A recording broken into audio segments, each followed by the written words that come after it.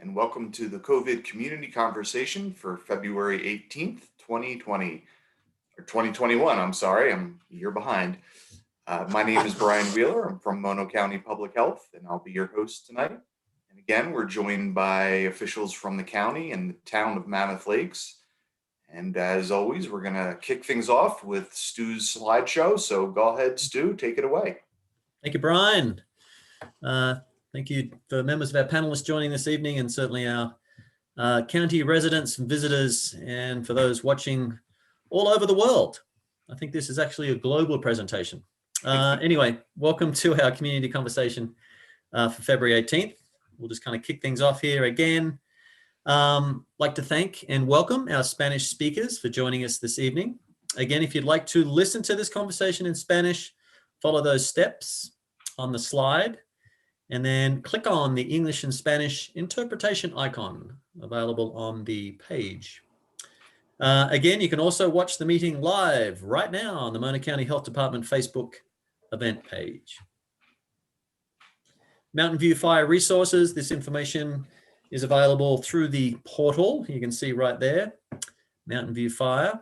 Also, get any information about the Mountain View Fire on the Facebook page, and that is the Mountain View Fire Resources and Recovery page. I want to thank Justin for keeping that updated. Stay safe to stay open. We put this slide in each and every presentation to remind everybody to distance, wash and cover, to remind everybody to keep wearing your face masks. They do work. You can see they reduce COVID transmission up to 80%. Want to remind everybody to pre-register for your vaccine and get vaccinated when it's your turn. And remind and encourage everybody to stay informed, be civil, and respect each other. Let's just jump into the case stats. 944 cases, inching closer to that 1,000 case milestone here, right? But anyway, we've slowed down, certainly on a slower trajectory, a flatter trajectory that you'll see, which is great news. 729 cases in Mammoth Lakes, 108 you can see in North and Central, and we've got 100 cases over there on the South and East County. This is a great graph. You can see that we're certainly flattening the curve.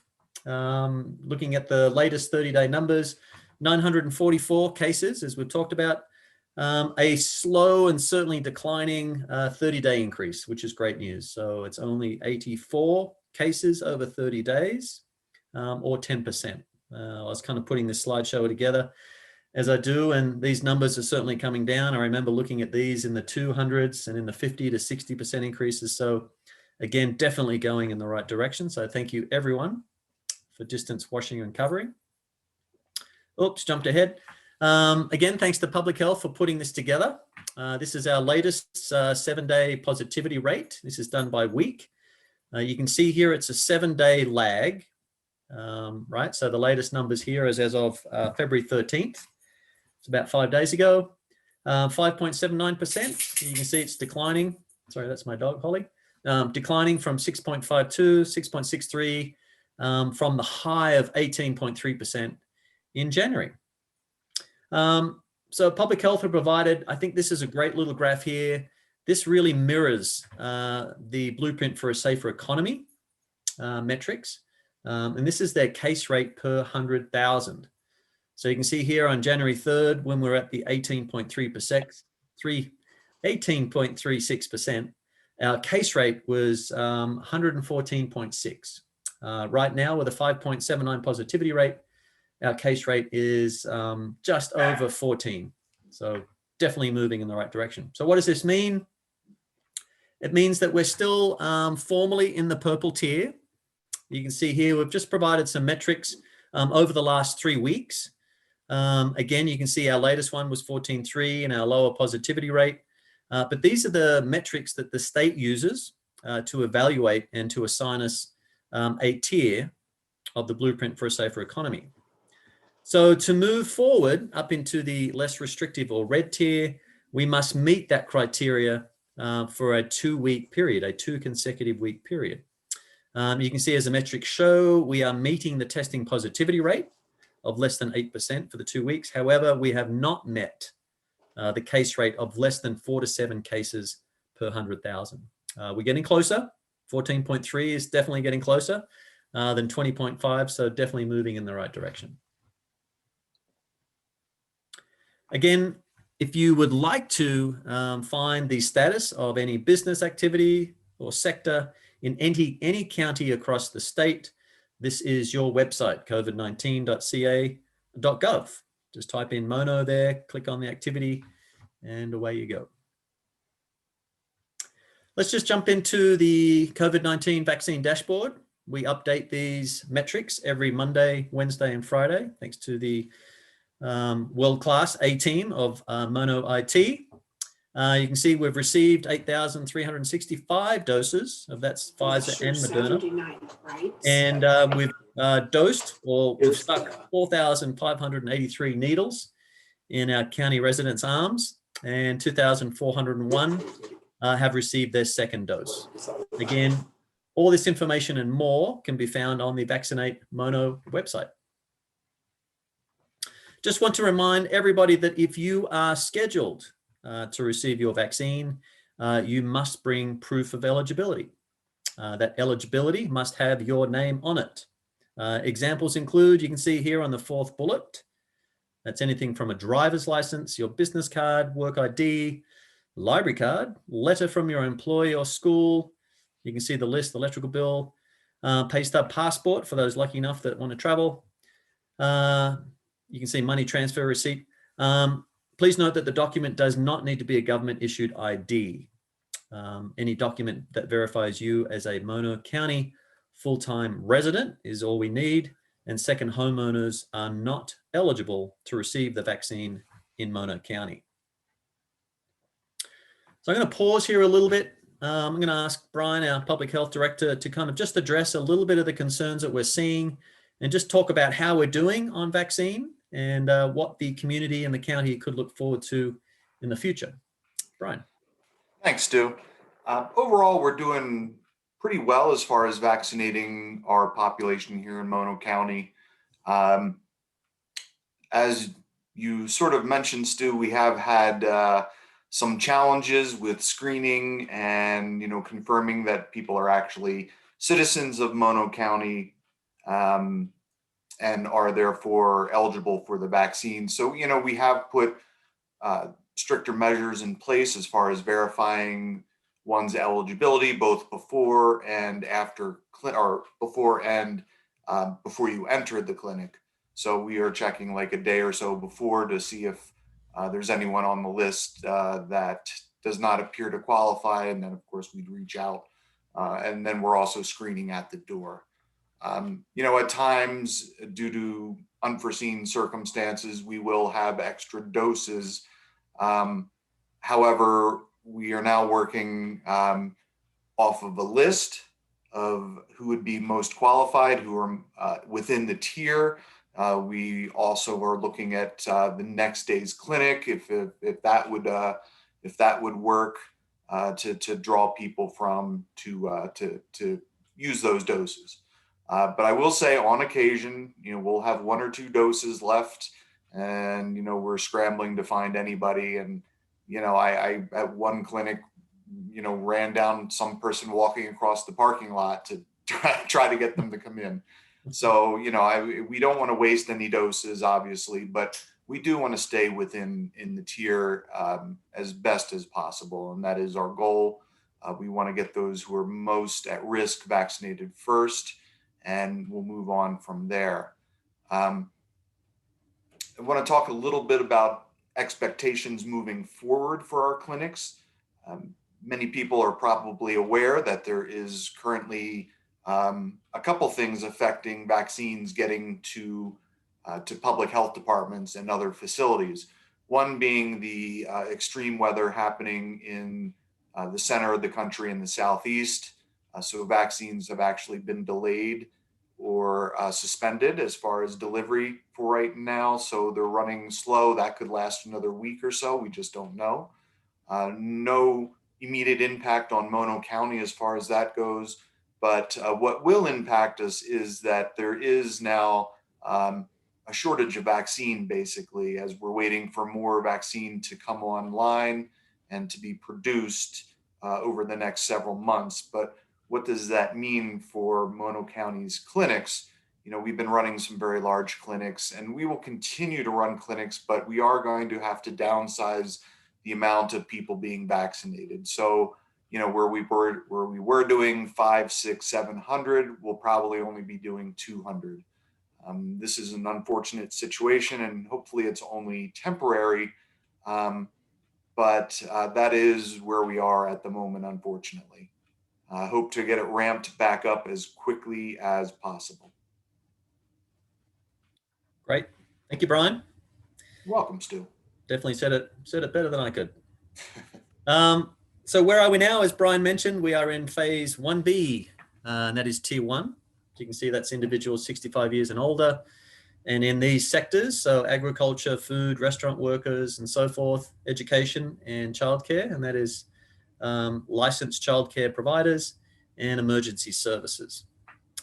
We are also in Mono County vaccinating those residents aged 55 years and older with certain underlying medical conditions, and those medical conditions are listed in the bullets here and available on the CDC website. Hey, And Stu, again, we got to take smoking off that list. That's no longer one of the. Okay. That's one they updated. I just saw that there. There you go. Sorry to jump in. Very good. No, thank you for the clarification. It does change quite frequently, as we all know. And again, if you are pregnant, please get vaccinated. So this is your list here. Thank you, Brian, for the update. Moving on. Again, why should you get vaccinated? It's highly effective, 94% efficacy in preventing illness. Getting vaccinated offers protection from getting sick or being hospitalized. Certainly offers the quickest way for life to return to normal, which we're also desperate for. These are updated, so I grabbed these today. So over 6.4 million Californians and 4,500 county residents. Mono County is still number 1 per capita. And then 12.1% of Californians have also received their first dose, which is great. And then clearly, as we all know, and what we're desperate for, vaccination is really needed to get the county, state, and US economy back on track. Want to bring people's attention to MyTurn. You've probably seen it on social media. It's been all over the news, websites, and so forth. California Department of Public Health is transitioning to MyTurn. So this will replace our vaccine questionnaire. Currently, we're piloting the program. We're trying to get the background, the information. We're trying to test it. Pre-registered individuals will receive, so if you're currently in our vaccine questionnaire, and when they transition to MyTurn, you'll receive an email from the Public Health Department asking you to register with MyTurn. But at this time, we're asking you to still pre-register for the vaccine by completing the online vaccine questionnaire. So again, stay tuned for more information. But again, visit myturn.ca.gov. Feel free to jump in there and register. But again, we still encourage you to register for our vaccine questionnaire on this platform right here. So again, look for this on our Vaccine Mono website, confidential questionnaire. Please complete all the fields, and it's available in English and Spanish. Biggest question we get on our COVID-19 help email, and a lot of the phone calls we receive from a lot of folks: I got vaccinated, can I stop wearing a mask? Not at this time. Still so many unknowns, unanswered questions. I think as we're all better understanding, still need to understand a number of things. Whether vaccinated people can still be silently infected and spread to others. We know the vaccine is not 100% effective. And there's certainly concerns right now that the vaccine might not work as well against one or more of the new variants, even though Pfizer and I know Moderna are doing those clinical trials. And again, only 12% of California residents have received 1 dose, so we still need to wear our mask.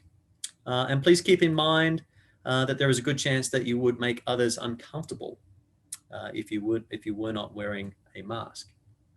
I'm just going to ask Dr. Burrows, Chief Medical Officer from Mammoth Hospital, to talk a little bit about the value, benefits, and why we still need to wear a mask, and its proven effectiveness of reducing transmission of COVID. Dr. Burrows? Thanks, Stu.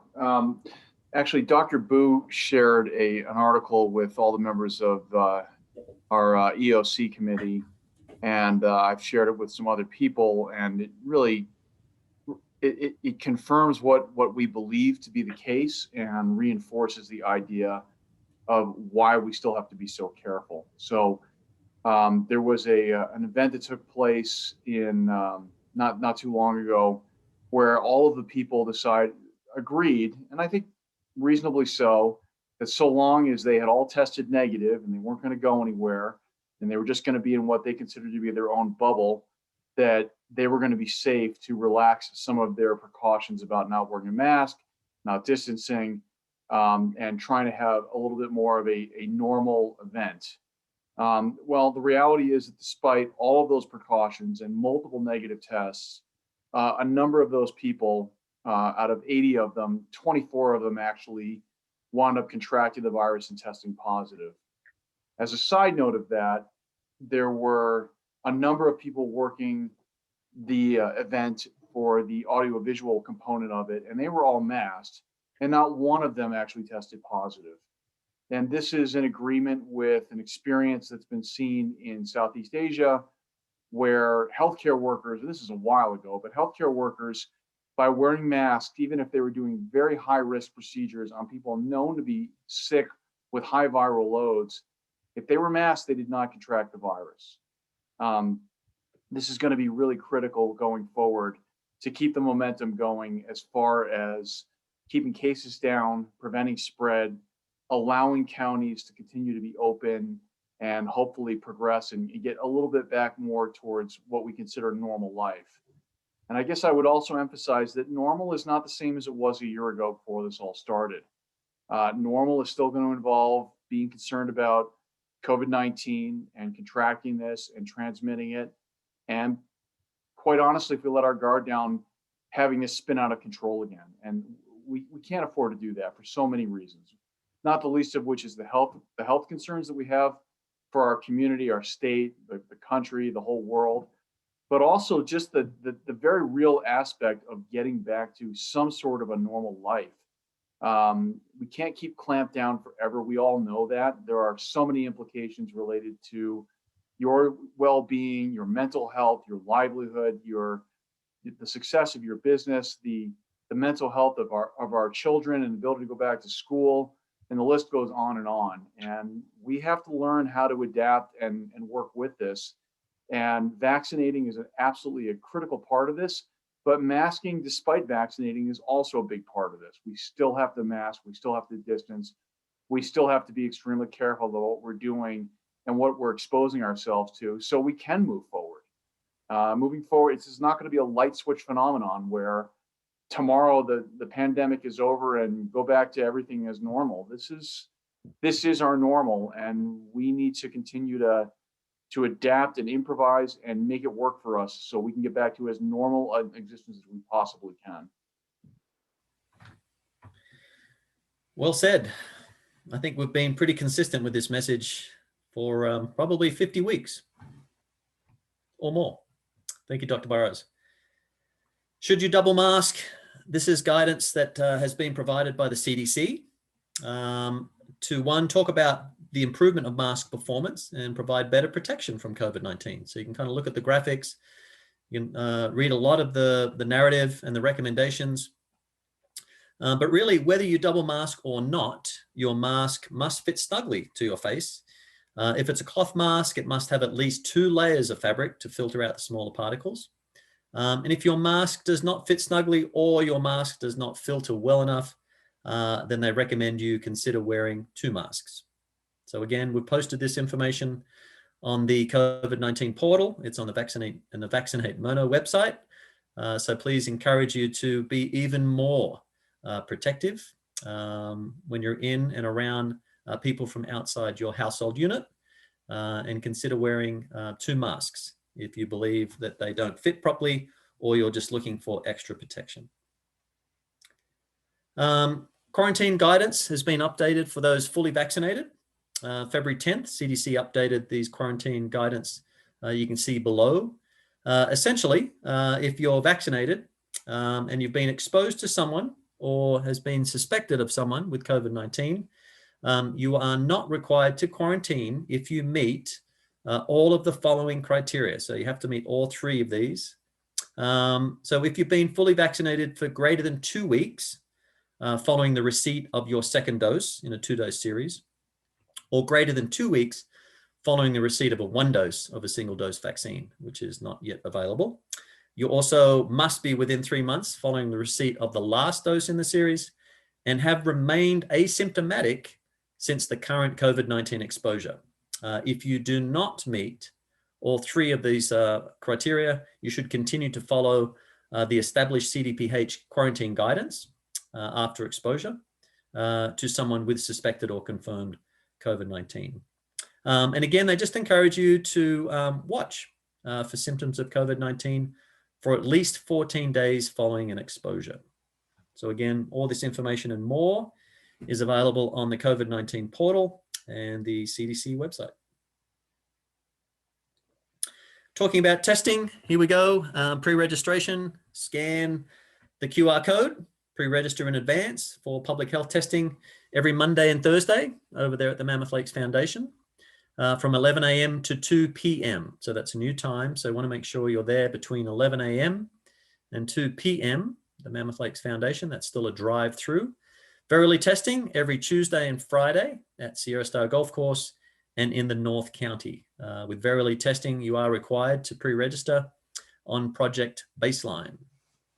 Very simple, very easy. Health insurance is not required.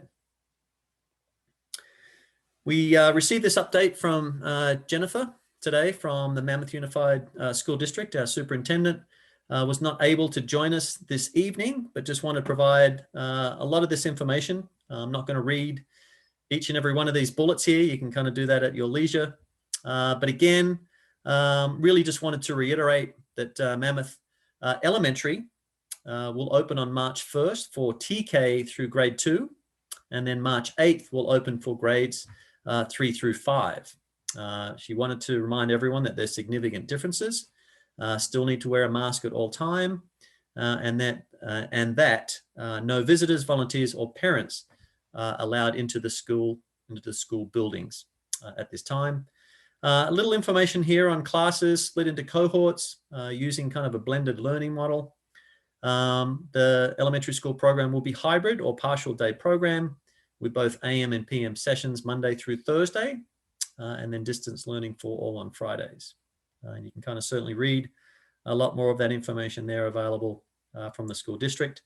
Also commented there that they feel very lucky that nearly all of their staff, about 98%, have been fully vaccinated. So very thankful to Mona County Public Health. And at this time, CDPH, just have to move my little thing here. CDPH still specifies that middle and high schools cannot reopen for in-person learning until we reach the red tier. Next bilingual community conversation, Thursday, March 4th, again at 5:30, that's in 2 weeks. And again, all this information and more is available on our English and Spanish websites. Email COVID-19 help at mono.ca.gov. And again, subscribe to receive our COVID-19 newsletter. And that's sent every Tuesday and Friday directly to your email box. So please consider subscribing online and you will get all this information and more, including this presentation in English and Spanish. Brian, that wraps up our presentation. Hopefully we can kind of move on to some questions. Thank you. All right, thank you very much, Stu. All right, well, for the panelists, why don't we jump into questions? If vaccines are going to slow down, is the county going to refocus on testing? The state website is showing tests per day this week on a daily basis, ranging from 8 tests per day to 24 tests per day. The 14-day average for Mono County on the state website is 15.2, while the state population equalized 14-day rate is 82.9. Can Dr. Boo or Dr. Burrows speak to this huge difference? Doctors? Yeah, hey, this is Tom Boo. Yeah, I mean, I think we need to be doing more testing. We haven't change the amount of testing that we offer. There is an upcoming significant change in the testing that we could touch on, but the interest from the community, the demand for testing has declined substantially, and I think it remains important. I think when the schools open, there's a commitment for regular testing of teachers and staff, and that'll help. I know that Mammoth Mountain was sending a lot of their employees for testing, and I think that has slowed way down. I haven't had direct communication with them about the issues there, but we saw this before, that when case rates subsided last summer and fall, that the demand for testing decreased substantially, and I think that's a big part of what's going on now. There are fewer people who know that they've been exposed or are symptomatic right now, which is a good thing, but we do need to keep the testing going, and it'd be good to get the numbers up. Yeah, I would add that in recognition of this, the hospital, which is, as everyone might imagine, a fairly large employer of a number of people that are in the community, are working to move in a direction of testing people on a regular basis with a PCR test that would count towards our numbers. We recognize the importance of not only maintaining the hospital as being a safe environment where people will be cared for and we're not transmitting the disease to patients or staff or anyone else, but also to represent the fact that our numbers now include a much bigger representation of asymptomatic people that are in fact negative. So we are recognizing that and trying to bolster that number to be more representative of the number of negative people that we have, not just the number of positive people we have. All right, thank you, doctors. Greatly appreciated. Can we take our next question, please? Is it okay to have 4 weeks between my 2 vaccines? And are the doses different between the 2 vaccines? And if so, are both vaccines available? So Dr. Boo, did you want to cover it? I saw your microphone go off. No? All right. The 2 different vaccines that we have, the Moderna and Pfizer, do have a different length of time between the first and second dose. With Moderna, it's 28 days. With Pfizer, it's 21 days. But guidance, and correct me if I'm wrong, doctors, that has recently been released says you can go up to 42 days in between those vaccines, and it would be safe and effective. Yeah, as far as I know, that is correct. That the recommended interval between vaccines is based on the studies that were done to demonstrate that the vaccines worked. That's not necessarily a magic number. That's the recommendation and the guideline based on what the studies were done to demonstrate that it worked as well as it did.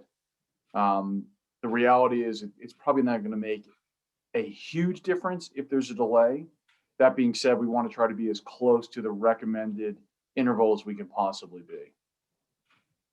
And to answer the last part of that question, yes, both are still available in Mono County, both Pfizer and Moderna. All right, why don't we take our next question? If we were able to use hospital rapid test data with the state, would we be able to move up a tier? And what is the number for Mono County in cases per day to move us into the red tier? I haven't done the math in a while, but that's our contention, is that the more negative tests we have mixed in with all of the tests we're doing, obviously the better ratio we have and the better likelihood we have of achieving that threshold where we can go from purple to red. I know the state is looking at potentially changing some of the parameters that they're currently using, because I think everyone agrees, not just in Mono County, but really across the state, it is exceptionally difficult to meet criteria to move from purple to red. Yeah, agreed. It is a challenge. Thank you so much, Dr. Burrows. Why don't we take our next question? If my child's grandparents are vaccinated, can my child visit them at home? Doctors?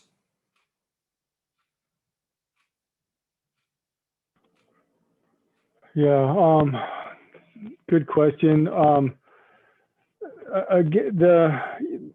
The grandparents would probably be protected from symptomatic and certainly severe illness. Again, don't know whether they could, be infected in a probably asymptomatic way. But just remember that these vaccines are only, 94 to 95% effective over the weeks and months after completion of the vaccination. So it would be much lower risk than if they weren't vaccinated, but it's not zero risk. So. All right, thank you, Dr. Boo. Why don't we go ahead and take our next question? Should people who are fully vaccinated and are 14 days after the second injection act any differently from others? Or is it safer to simply maintain the same precautions, at least to model appropriate behavior, since it's not easy to communicate or verify vaccination status? Yeah, so as we did kind of cover earlier, you still need to take those precautions. Dr. Boo just mentioned the vaccine prevents, illness 94, 95% of the time. So there's still the chance of transmission. So again, even after you're vaccinated, you need to, socially distant, only be with individuals from your household for the most part. All those precautions, the hygiene, the wearing of masks, we need to still follow all those. Did you have something, Dr. Burrows?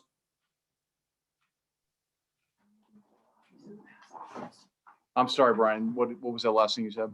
Oh, I saw your microphone go off. I thought you wanted to add. Oh, I was going to add. You covered it, but it's really imperative that we all continue to follow all the precautions. We can't really have different sections of the population that feel like they can follow different rules because we're just not far enough along yet. All right, thank you, Doctor. Do we have anyone that's phoning in today a question? Yeah, we have a couple. Greg Bain, go ahead and unmute yourself.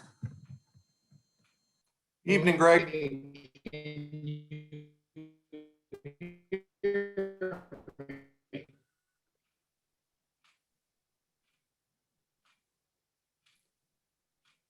No, is that on my end that it's breaking up, or is that? I'm not hearing it either. Greg, you're breaking up, my friend.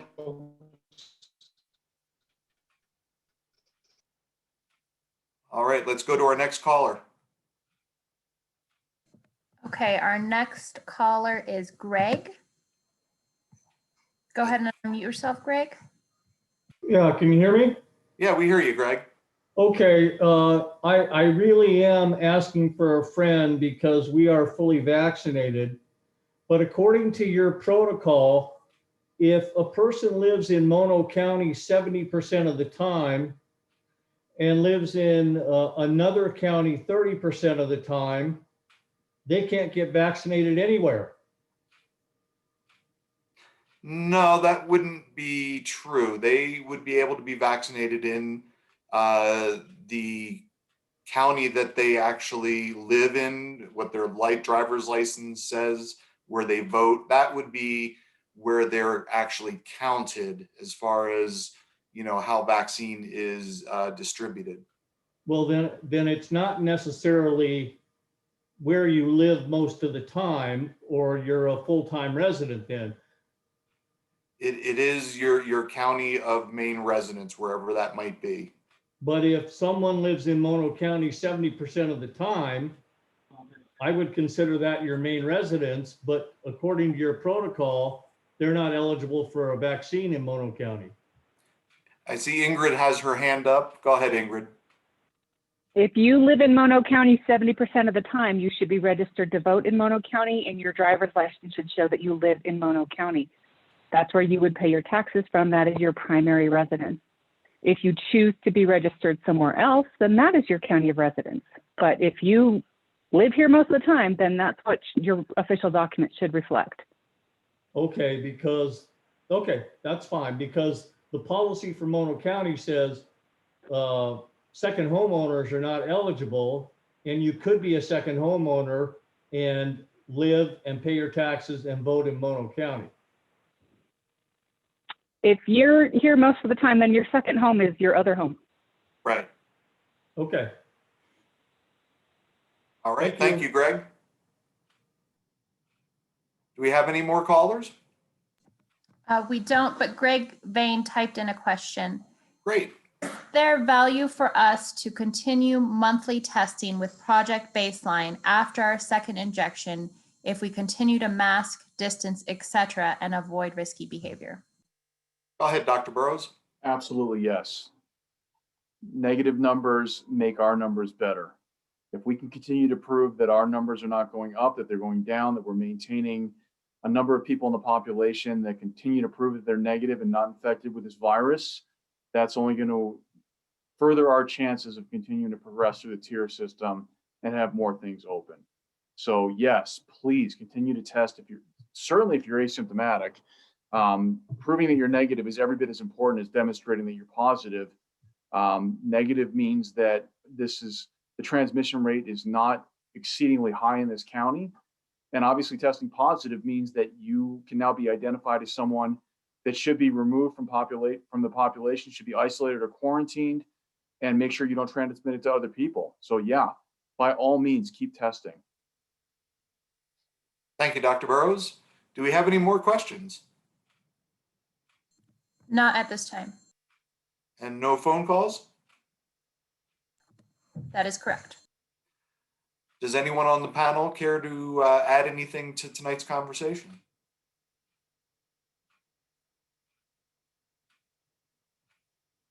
All right. Well, if there are no more questions from up there, one popped in. There we go. Thank you is the comment. I'm sorry, what was the comment? Thank you for your time, everyone. Oh, okay. So it wasn't a question. Okay, it just all popped in there.